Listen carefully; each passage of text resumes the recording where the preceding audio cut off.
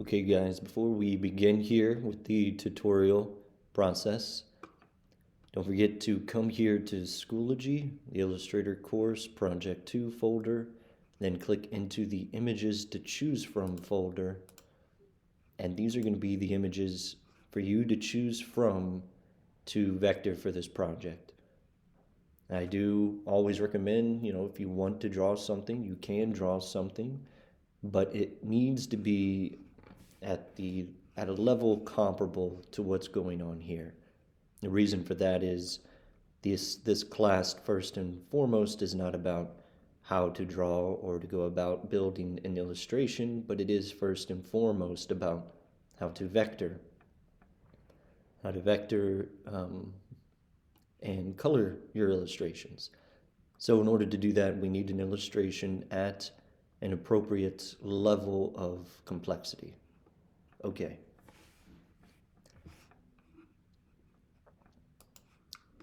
So I got Wile E. Coyote here and have my sketch downloaded from Schoology. And then here is a new layer. We're going to be doing all of our work on pen tool. Each checkpoint is going to be its own layer. We'll have a pen tool layer, we'll have a brush effects layer, a flat colors layer, and so forth. And we're going to be working and keeping those layers. So make sure we're duplicating as we need to. All right, first I want to show you what or how not to go about this vector process. So this is what we don't want to do with the pen tool. I don't want to just start here and just go all the way around the outside edges of my vector, right? I don't want to do it like this. So if I started here, I don't want to just, do this and that.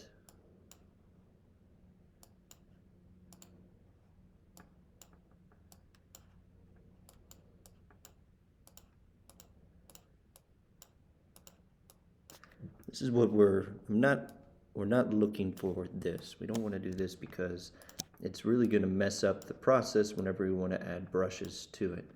So instead, don't think of this again as one whole process, but think of these as brush strokes or separate lines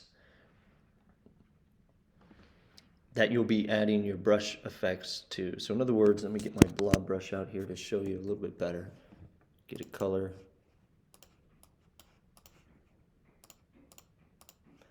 Think of, when using your pen tool, think of this will be one line with the pen tool, and this will be one, and that'll be one, and then I'll come over here and maybe I'll do this one, and then this will be another line all the way to here, and then I'll do this one, and then this one, and then this one, and go on from there. Because if we do just one single long stroke all the way around our character, when we apply a brush to that, it's going to apply across that whole entire thing.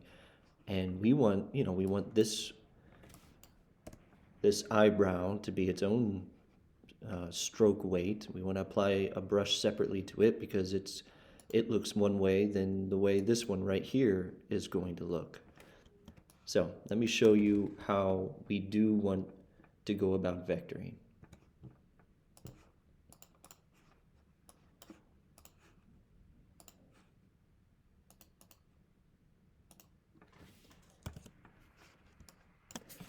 And quick tip, if you hit F on your keyboard once and then again, you'll go into this view where everything's out of the way and you can just vector without any distraction. So I'm going to start here on the ear, and I'm going to think of this all as one path right here to apply a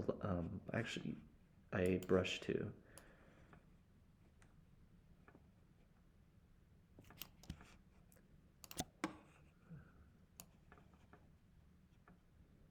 Right there. And then I'm going to hit because this is still continuing, I'm going to hit P on my keyboard to reset the pen tool, because I want this to be its own line as well. So I will now click here, and there's another line. Now I hit P again to reset it. I could probably get that one a little bit better, so I'm going to redo that one again real quick. There we go. Hit P. So you'll be hitting the P on your keyboard a lot to reset your pen tool as you want new lines to be made.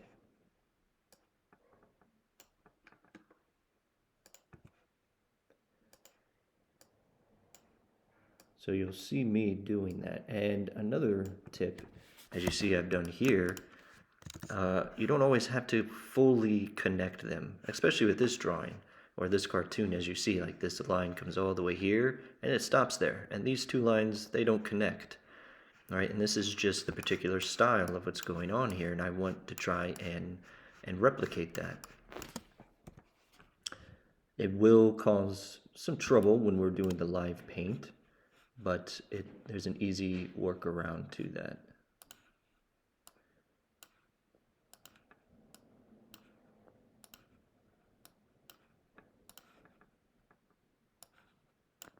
And hit P to reset my pen tool again, and I'll do some of his eyebrows here.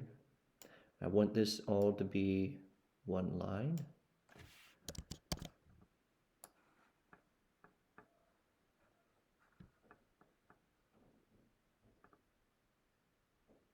That'll be pretty good. Hit P. I want this to be its own line as well. And I'll hit P because I need this one. So as you can see, there's going to be a lot of thinking and consideration for where I need to reset my pen tool in order to do a new line. Because again, we don't want to just do one long continuous line.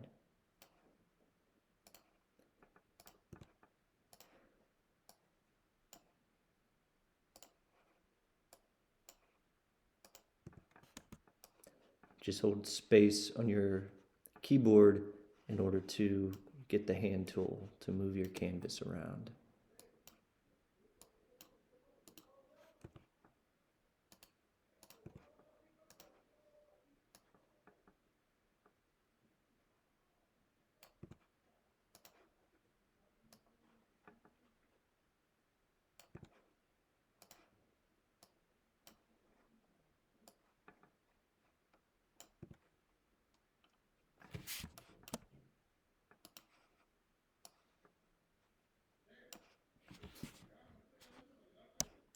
And don't forget, when you need to reset the handlebar, to hold your Alt or Option key, switches to the anchor point tool, and just click there to reset it.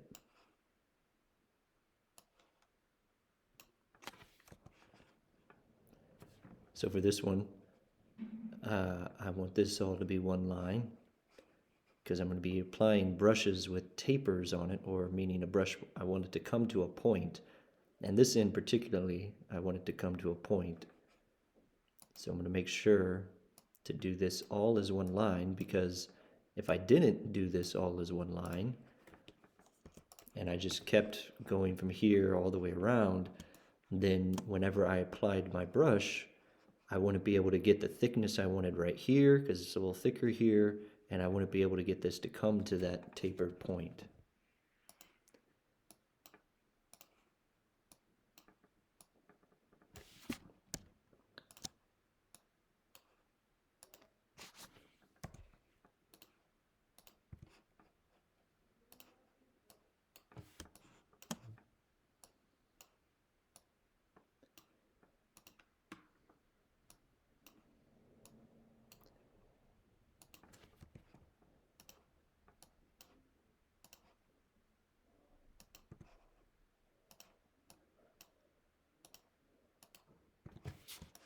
All right, now there's a bunch of little lines in here to do as well. So don't forget about these little detailed areas. All of these black lines need to be within my vector. And these might be a little bit too thick right now, so I'm going to hit F. And if you don't see your stroke options up here, even though your pen tool is selected, just hit V on your keyboard and then click, and it'll reset it up there. And go back to your pen tool, hit P on your keyboard. And I think I'm going to take this down to 0.75 now. And I'll hit F twice to go back into here. Command plus and Command negative will zoom in and out.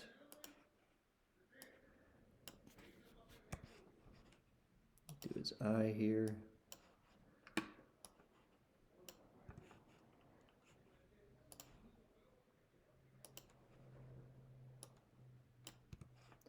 And remember to reset. I have my index finger on the P on my keyboard as I'm vectoring with the mouse so that I can just quickly and easily reset as I need to.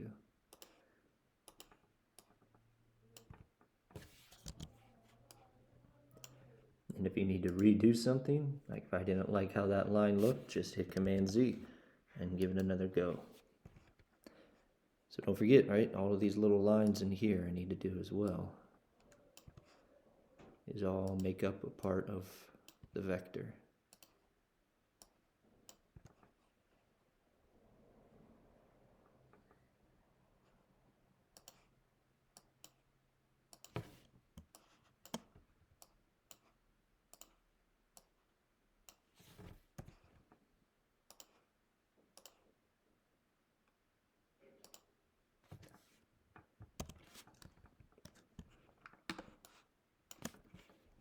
For his eye right here, I'm going to go ahead and get my ellipse tool and just do an ellipse.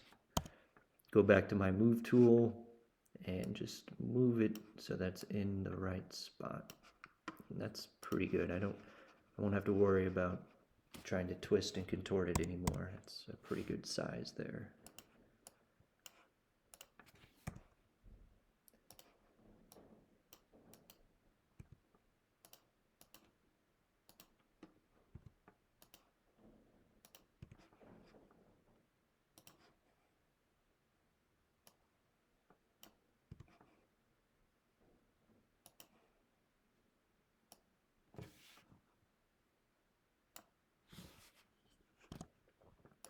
In order to get to the white part of his eye, I will go ahead and duplicate this oval. I'm just going to hold my Alt or Option key with it selected, drag it out, and then I need to make it smaller.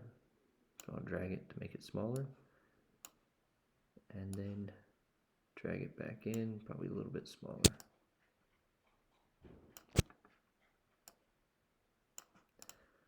There we go. Then I'll use the mouse for this one. That's pretty good.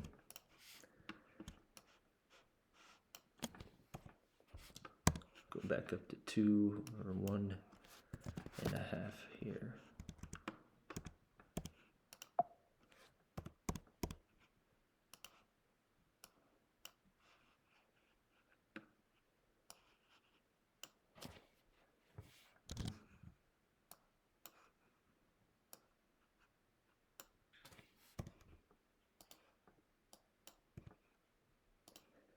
So again, take notice how I'm doing different lines. I'm not thinking of these as all as one thing to vector, or as one line to vector, but as their own separate lines to do.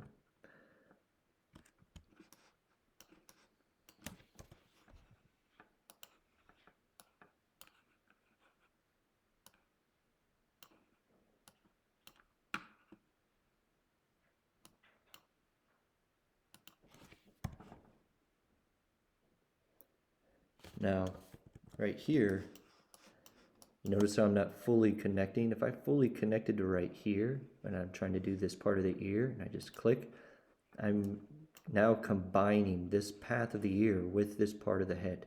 And I don't want to do that, because again, I want to apply a different brush effect to this part of his hair, and then I want to apply to this part of his ear. So to do that, I'm just stopping short of right there. And we can always cause them, right? So say I finished this, I applied all my brushes. I can always use my direct selection tool, press A on my keyboard, and then just click and drag that where it needs to be. That'll be one of the steps. Right now we're just thinking about correctly applying our strokes.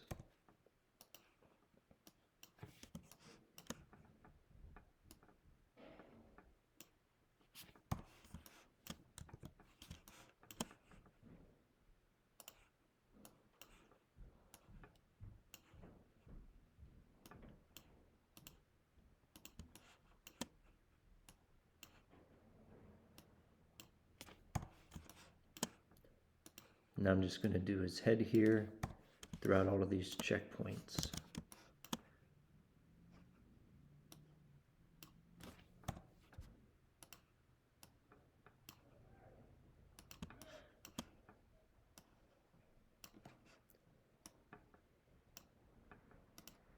All right, so there we go. I have all of my initial pen tool work done. Of course, it would look like this after I got finished doing everything. All right, that's it for this checkpoint.